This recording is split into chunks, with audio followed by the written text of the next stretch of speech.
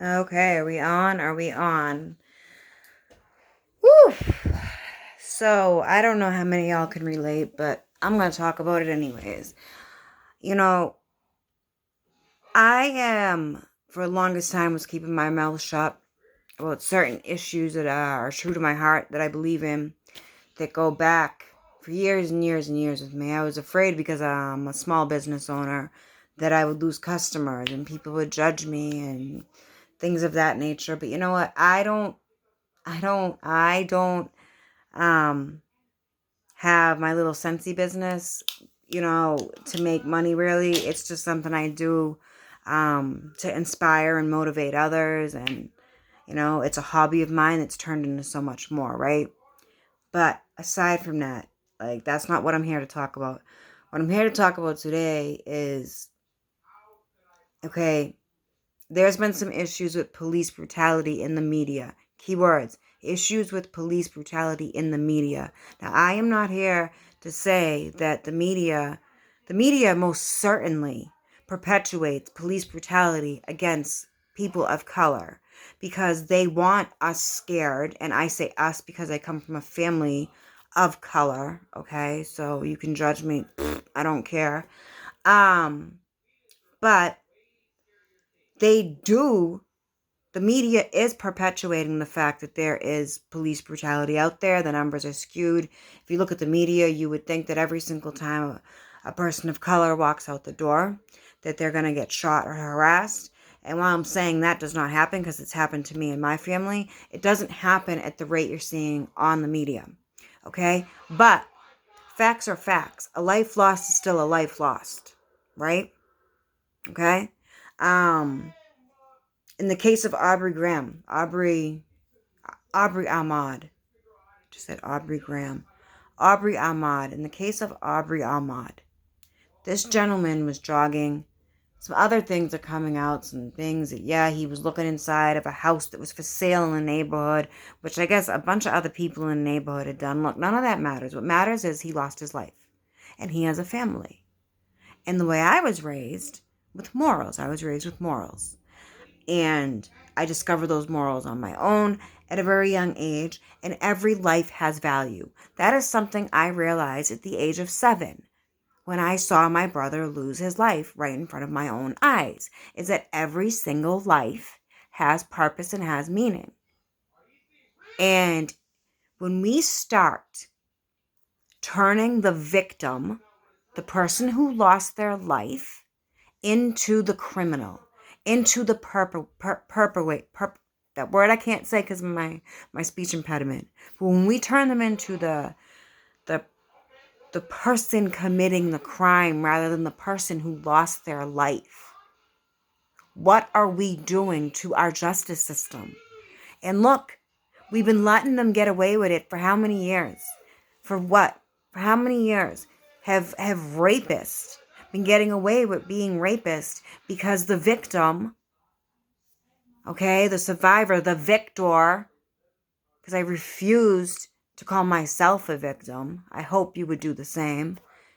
Because maybe the victim, we'll call them a victim in this case, because whatever. No, they chose to wear an outfit that maybe was a bit promiscuous. Is this promiscuous because I'm showing my shoulders? Do I deserve to get raped? No. Okay? So it started then. It started with, oh, well, when we decided, not we, I'm talking for like the justice system was like, you know what? We can start blaming these women who were raped and getting all these men, just releasing these rapists back into the streets. Okay, let's just go for that. Let's just go do that. You know what? Society's fine with that. Society seemed to have no problem with that. And it's been going on for 20 plus years, 30 plus years, so don't tell me. Society didn't seem to have a problem with this until recently. About releasing rapists on the streets. Okay? And it's just craziness. So, it starts there. But now, like, being raped takes away a part of your life and you will never get it back. It takes away a part of you that you will never get back. But when your life is gone, it's not taking away a part of you. It's taking you away from so many people. One life lost affects at least 100 people. That's a proven fact. So one life lost isn't just one life lost. Ahmad had family. It doesn't matter what he did in the past. This isn't like, oh my God, I might be charged with murder. I'm a former police officer. Let's see if my police buds can dig up as much dirt in this guy so I can get off. That's not how justice works in our country. That's not justice. You guys. It's not justice if someone can go into court and snitch on somebody and turn around and walk the street. A murderer. That's not justice. When are we going to get back to having real justice in this country? Have we ever had real justice in this country? Look, if they want to lie about the numbers, if they want to make Black Americans and people of color scared to go out the house, and they want to make, young Black kids scared, God forbid the parents are watching the news around the kids and they see this stuff, it makes us scared. It makes us scared. And yes, certain fragments of the government and media want us scared. But when you can't scare me, you will open up my mind even more as to what's really going on. A life lost is a life lost. And never should the victim be looked at. The person who lost their life, the person whose mother's crying their eyes out right now, should be looked at as they were doing something wrong. Because in the context, in this situation, he wasn't doing anything wrong. He just happened to look like somebody who maybe was doing something wrong. I'm not a judge. I don't choose to judge people. What I choose to do is inspire and motivate others. And I will always speak my mind. To the day I die, I'm going to speak my mind. And it's never to offend. It's never to offend. It's to educate. Put yourself in these shoes. If that was your loved one. And look, I may be what some consider white, but I have Black family. I have family of all different races and ethnicities, and I love it.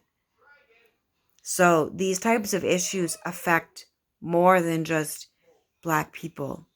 They affect all of us, because when you look at it from the justice system standpoint, it's not justice turning a victim of any sort into the bad guy. It needs to be said. It needs to be heard. And me, as a white woman, I think I have to say it before a lot of people do. Because I think a lot of us white people are in denial. Yeah, maybe the numbers are skewed, but people are losing lives, and the justice system is not giving justice in these cases. And that's a fact.